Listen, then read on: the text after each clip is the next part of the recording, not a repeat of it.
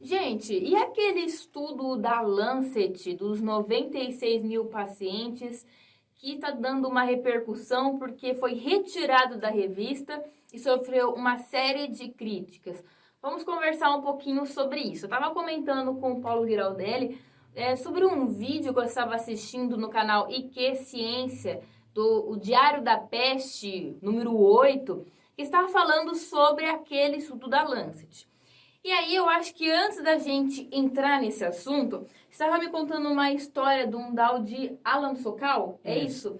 E então para a gente conversar sobre aonde que estavam as falhas, por que que saiu, e como a ciência funciona e por que que isso não é uma tempestade em copo d'água e por que que a gente pode continuar acreditando normal na ciência. Antes de a gente entrar nisso aí, vamos contar a história do Alan Sokal. Na verdade, é uma tempestade em copo d'água.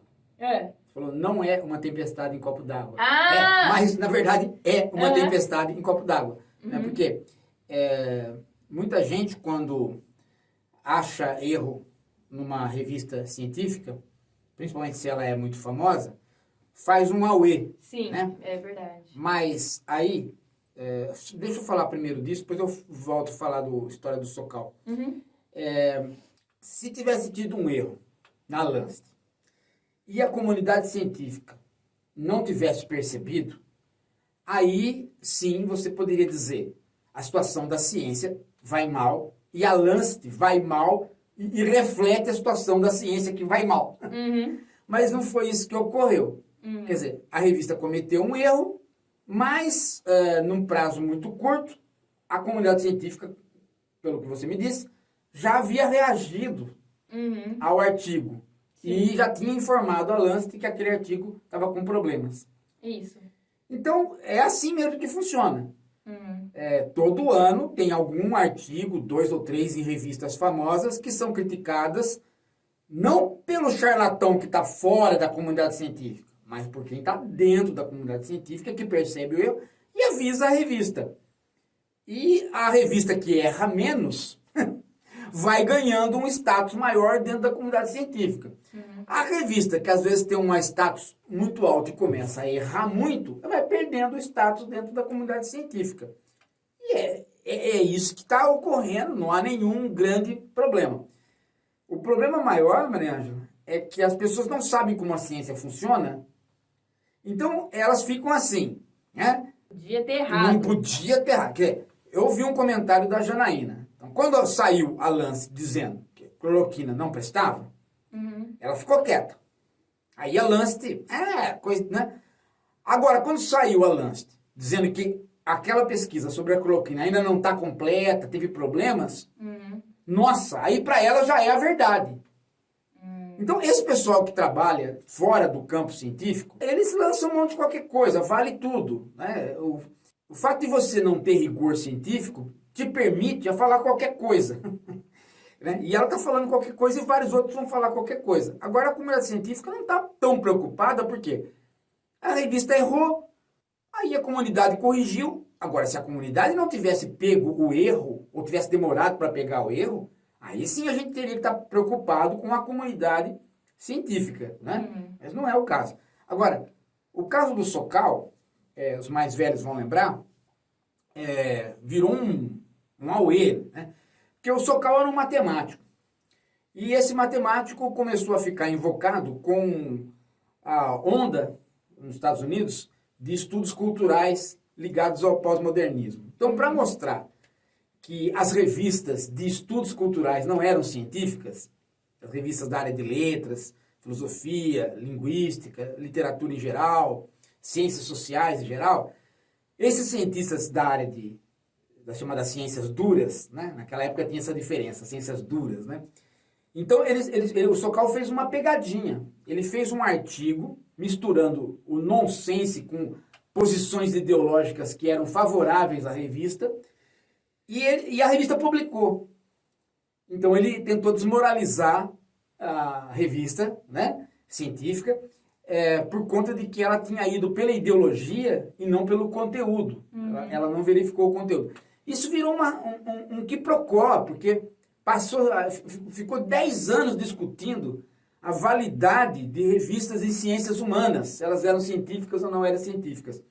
Mas, se o Sokal tivesse feito a mesma coisa com revistas de outras áreas, talvez acontecesse a mesma coisa. Né? Por quê? Porque um corpo editorial de uma revista, ele trabalha dentro de algumas limitações. Às vezes você manda, o editor pega e manda para os outros editores. Alguns editores são cuidadosos, outros são menos cuidadosos. O problema é que a comunidade científica é que não pode errar. Ela que tem que estar atenta para ler e ser crítica em relação à revista. E o que aconteceu. Então, não há nenhum grande problema. Eu acho que isso fica um aviso para a Lancet tomar mais cuidado com a equipe editorial dela, Claro. com a revisão dos pares. E isso deixa um recado para a gente que ciência não dá para fazer com pressa. Não, né? aí entra Tem outro que tomar- detalhe. Você vai fazer uma revisão cuidadosa pelos pares, etc. Por que deixou passar tantos erros? Porque passaram alguns erros crassos. E aí eu queria trazer até alguns deles. Deixa eu explicar a história, então, desse estudo. Tem uma empresa que chama Surge Spears, que nem é uma empresa que é tão focada à área médica assim. E aí ela tem um banco de dados, os dados brutos ali, que serviram a esses cientistas para eles produzirem esse trabalho. Bom, então apareceu os 96 mil pacientes lá. Quando a comunidade científica foi olhar os dados, ela... Pera lá, tem uma coisa estranha aqui. Por quê? Um hospital da Austrália, apenas um hospital da Austrália, tinha mais pacientes tratados do que a Austrália toda. Tinha muito mais do que o próprio governo tinha nos seus documentos.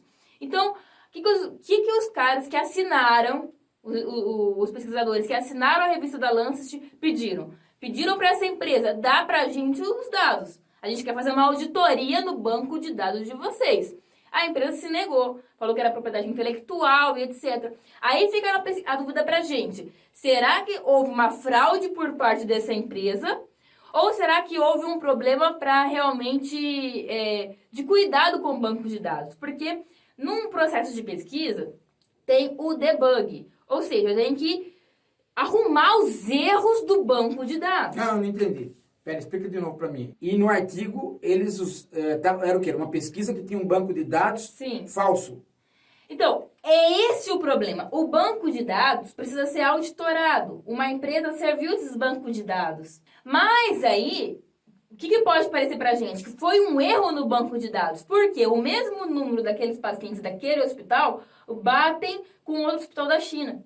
O que acontece quando você vai passar os dados para um banco de dados é que entra um número de pacientes numa linha errada que era de um hospital da Austrália. Então, você pode...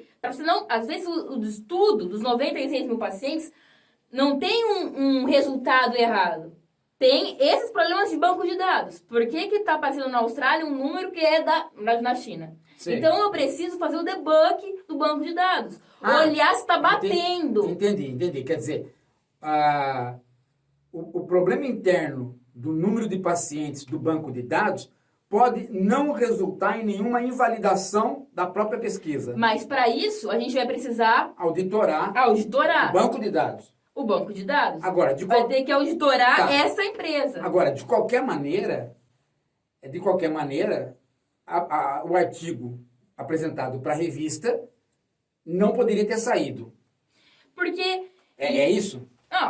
Deveriam ter prestado atenção nisso. Porque quando o artigo saiu, em pouco tempo depois que o artigo saiu, uma série de pesquisadores assinaram um documento, um abaixo-assinado, para enviar para a Lancet. O editor não é só esse o erro. Tem outros erros de fatores de confusão, né?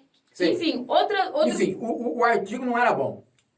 Outros erros que a comunidade científica apontou. Esse detalhe que eu falei da Austrália é um que saltou os olhos, entendeu? Saltou os olhos. Mas tem outros dados que a comunidade científica levantou. Um outro paradigma que fez agora pensar é que a New England Journal também usou em uma de suas pesquisas essa Surge Spears, essa empresa. Então agora eles estão atrás também de auditorar. Sim. E aí, levanta pra gente, o cuidado que a gente tem que ter com essas empresas que estão fornecendo os dados brutos. Sim, entendi. Entendeu? Mas Porque tudo isso depende de um banco de dados muito estruturado. A gente está pensando numa pesquisa que envolve vários países, de vários hospitais eu preciso de um banco de dados. Né? Não, claro. Preciso... Agora, veja, isso daí, se você...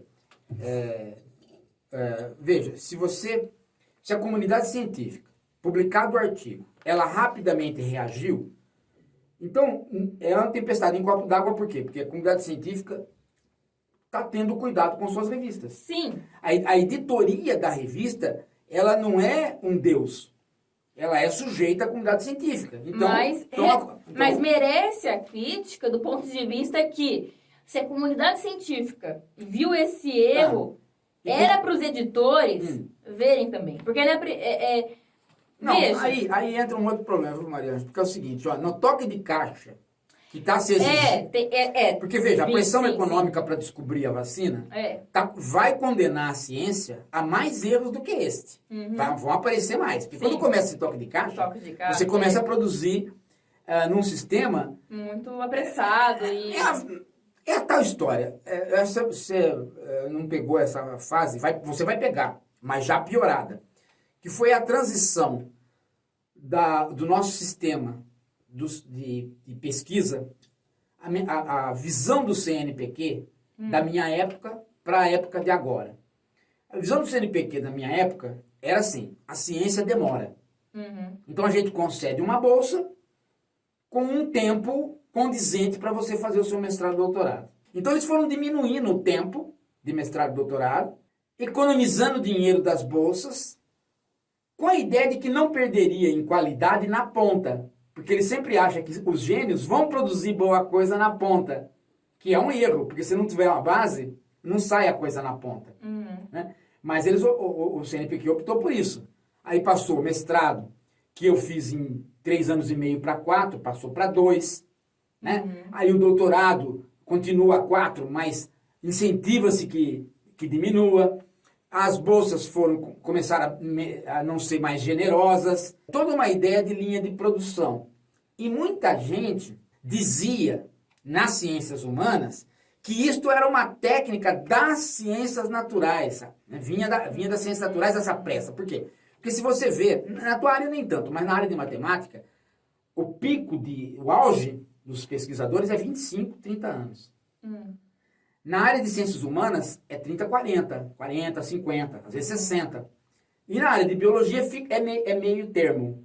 Tem gente de 20, 25, 30, 40, 50, né? Não é uma... Né? Depende da especificidade, né? Da área de medicina, porque tem... Né? Mas nas áreas exatas, a juventude produz mais. Então, tinha toda uma crítica do CNPq, é o seguinte, que não podia ser um padrão para todo mundo. Mas padronizou-se. E padronizou-se a partir da área que tinha mais dinheiro. Ou seja, quem comandou a epistemologia do CNPq, a maneira como se entende a ciência, no fundo, acabou sendo o dinheiro. E aí a área de engenharia e exatas se sobrepôs às outras áreas. Tanto é que a própria formulação da bibliografia acabou remetendo ao artigo científico da área de exatas. Né? Nós não tínhamos nas ciências humanas essa mania que as ciências exatas têm, né? de publicar aqueles nomes enormes no meio né? Quando vai fazer a referência, tem um baita de um nome em letra garrafal no meio do texto. Aquilo era esdrúxulo para nós. Né? Mas foi toda uma unificação do modo de fazer ciência no Brasil, a ponto de se criar uma situação para nós da filosofia que destruiu a filosofia, que é o sujeito saber muito de um autor e não ter cultura geral de filósofo, porque nós cientificizamos a nossa área, né? Vai acontecer, aconteceu também isso muito na medicina, vai acontecer mais, né? Vai acontecer mais ainda na medicina, porque o padrão está cada vez mais a partir das ciências de jovens, que são as ciências matemáticas, né? A matematização está muito mais próxima do dinheiro do que as outras áreas. Porque modelos matemáticos dão a impressão de você poder lidar com a realidade. Sim. Então o modelo matemático ganha um prestígio muito grande diante daquele que fornece o dinheiro. Então o modelo matemático cresce mais e se impõe às outras áreas. Inclusive no senso comum, né? A pessoa chega e fala assim, não, isso é matemático. Pronto, falou isso é matemático, acabou, tá exato, tá certo. né? Então dá-se muito prestígio para esse tipo de modelo. Vê que agora esse negócio, né? Virou até senso comum achatar a curva, né? Outro dia eu vi uns deputados falando em achatar a curva. Eu duvido que eles sabem o que é achatar uma curva. Acho que eles pensam que é pegar uma estrada, né, e achatar a estrada, achatar a curva, né? Porque eles não têm a mínima noção de que é achatar a curva. Mas os médicos começaram a conversar a partir de modelo matemático, achatar a curva. Então, por quê? Porque vem do modelo matemático. A economia é uma área dessa, ela se matematizou. Quem tiver mais gráfico tem mais dinheiro. Porque acha-se que a inflação é um negócio que discute com gráfico. E como que isso interfere nas revistas? Isso interfere nas revistas, assim, o corpo editorial de uma revista, ele é um corpo de várias áreas, né? Mas a hora que vem a pressa, a moda ganha. A moda ganha. Então, se um sujeito faz, só de ele chegar na revista com quantos casos? 96 mil. 96 mil e um monte de gráfico, ele já dá um impacto na revista, porque a revista já está moldada por esse modelo matemático. Então ela fala, bom, quem lidou com isso é um sábio. Então já vê com bons olhos. Já vê com bons olhos. E a pressa... E aí a pressa... Né, a política por trás, a bolsa de valores por trás, uma série de coisas. Até uma das coisas que eu vou deixar... Principalmente a bolsa. Principalmente a bolsa em relação às vacinas.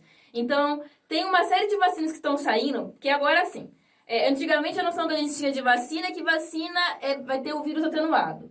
Não, hoje tem uma série de tecnologias que estão sendo desenvolvidas. Vacinas com adenovírus, vacina com DNA, com RNA, enfim, com RNA mensageiro. E nessas brincadeiras saíram duas, a Moderna e a Pfizer. A Pfizer, né? Pfizer, isso, perfeito. Não lançou o estudo, não mostrou para a comunidade científica, falou que tem essa vacina. Quando ela falou isso, a bolsa dela subiu, os funcionários delas venderam na hora que subiu. Sim. Então tem um negócio super estranho pro pessoal, que muitas vezes tem algumas empresas que vão lá, anunciam e não mostram o estudo, né? É que também, então, uma outra coisa, né? Os médicos, eles estão...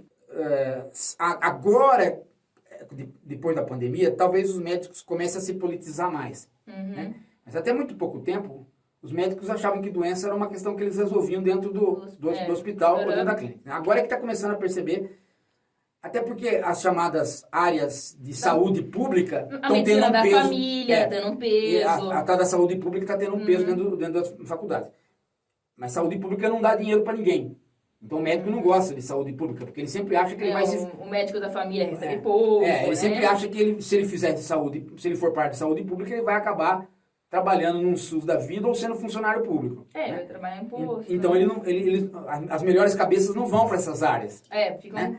É a mesma... Enfim, mas o que eu estou dizendo para você é o seguinte, veja só, nós poderíamos ter essa pandemia dentro do capitalismo industrial. E aí nós resolveríamos de uma maneira. Mas a pandemia está dentro do capitalismo financeiro. E, portanto, a solução vai ser dada de outra maneira, completamente diferente. Se você tem no capitalismo industrial, o que você tem? Uma indústria que vende comprimido. Então, ela tem que pôr o comprimido na praça, você tem que tomar o comprimido, e aí você vai vendo se ele é bom ou é ruim. Você vai dando feedback para a indústria. É claro que passou pela Anvisa, passou pela... Tudo bem. Mas demora mais do que agora no capitalismo financeiro. Demora mais pelo seguinte. Primeiro tem a pesquisa. E depois tem a pesquisa prática. Ou seja, os médicos receitando e dando informação para a indústria modificar. E assim era a indústria. Agora não. Agora, o que... Como todo laboratório está ligado a uma indústria os associados não estão preocupados com ela, mas estão preocupados com a rentabilidade das ações dela, eles pressionam a própria equipe para a equipe não revelar o que está fazendo e já revelar os resultados para que a bolsa suba e para que eles próprios ganhem, os acionistas, mas não os executivos. Os executivos são pressionados pelos acionistas. E no diário... Então você funciona dentro de um clima completamente outro. Outra coisa, Outra coisa, não necessariamente os laboratórios estão na bolsa como laboratórios. Eles podem estar misturados. Eles podem estar misturados, sabe com o quê? com indústria química de agrotóxico, com qualquer coisa, até com uma rede de motel, se for. Porque quem compra um título na bolsa, compra de pacote. Não sabe o que tem lá. Então você tem às vezes, uma indústria está dentro de um pacote. Mas ninguém sabe quais são as outras que você compra quando você compra um título daquela indústria. Ela é só a ponta do negócio. Né? Então, ela subindo, sobe uma série de outras que nem aparecem no título que você comprou. E esse que é o sucesso do mercado financeiro. E agora, sobre tudo isso que você estava falando, né? Inclusive, essa nossa conversa está sendo baseada num vídeo que eu vou deixar aqui na descrição, que é muito importante que você assista, que é a discussão da Natália Pasternak com o Maurício Lacerda, que são pessoas que têm uma carga pesada e são especialistas, entendem do que estão falando do assunto da Lancet, de ciência, então passem lá. Mas uma das coisas que eles estavam conversando, que a Natália fala, é que talvez os cientistas eram muito ingênuos, que eles não percebiam tudo isso que estava acontecendo. E que agora eles estão tomando um banho, né, querendo ou não, de politização, ao entender, pera lá, tem uma coisa errada que está acontecendo. A Natália percebe, outros percebem que por que está toda hora essas empresas anunciando resultados sem mostrar? Claro. Está muito estranho. Isso no passado... Ligado à bolsa. Isso no passado era, assim, um perigo, porque quem anunciasse um resultado... como é que se diz assim, precoce, se ferrava. A indústria do cara nunca mais recuperava o prestígio. Agora não. Por quê? Porque se a indústria... Eles lançam, sai na mídia. Sai na mídia. Se não der certo, o que eles já ganharam na bolsa... Exato. Você pode até fechar a indústria. Você pode até fechar e muda de nome. Fica um laboratório que muda de nome, porque aquele dinheiro que ele já reverteu para os associados já compensou. Outra coisa... Isso a gente vai ter que pensar em como a gente vai trabalhar a ciência, né? E talvez não a ciência em si que está errando, mas como é que a gente vai fazer com a questão da divulgação? Porque é um grande problema, porque os cientistas, quando eles vêm, igual o Maurício falou, me perguntaram do remédio russo, o que eu posso dizer sobre isso? Não posso dizer nada. Né? Lançaram o preview, mas cadê o resto das coisas? Não posso dizer nada. Só que ele não pode dizer nada como médico. Mas todo mundo pode dizer. Todo mundo pode dizer. Sim. Então, como que a gente pode fazer pra você ter com uma esse ideia, problema? Sério? Não, pra você ter uma ideia, eu estava até conversando... Porque a censura não é certo, mas... Não é censura. O problema aí é a mesma coisa que o problema de todas as outras empresas. Você tem que entrar com um sistema paralelo. Você tem que entrar com o sistema paralelo. O sistema paralelo é o sistema público. Se a universidade pública ela tiver com tempo para fazer as pesquisas, ela compete por fora. Mas se tudo ficar na mão do campo privado, você não vai escapar do capitalismo financeiro. Veja, o problema é grave porque em algumas universidades públicas também podem investir no sistema financeiro. Depende. Porque tem dois tipos de universidade. Tem a fundação e a autarquia. A autarquia o governo é obrigado a sustentar. A fundação, ela pode pegar recursos fora. Então ela pode inclusive se meter na bolsa. Por exemplo, a UFSCar em São Carlos, ela não é uma autarquia, ela é uma fundação. Ela pode procurar recursos fora. Então ela pode se associar a um laboratório e tentar fazer dinheiro. Mas por ser uma instituição pública, ela tem mais cuidado, né? Sempre tem mais cuidado. Por quê? Porque a pesquisa depende do próprio grupo de pesquisa, que por sua vez alimenta o pós-graduação. Então, essa ligação com o ensino ela é mais... faz com que o tempo seja mais longo. Então, você sempre tem mais confiança. Os americanos, eles fazem as duas coisas. Eles têm as duas coisas. Eles têm a pesquisa da universidade e eles têm a pesquisa dos laboratórios. Eles não entregam tudo na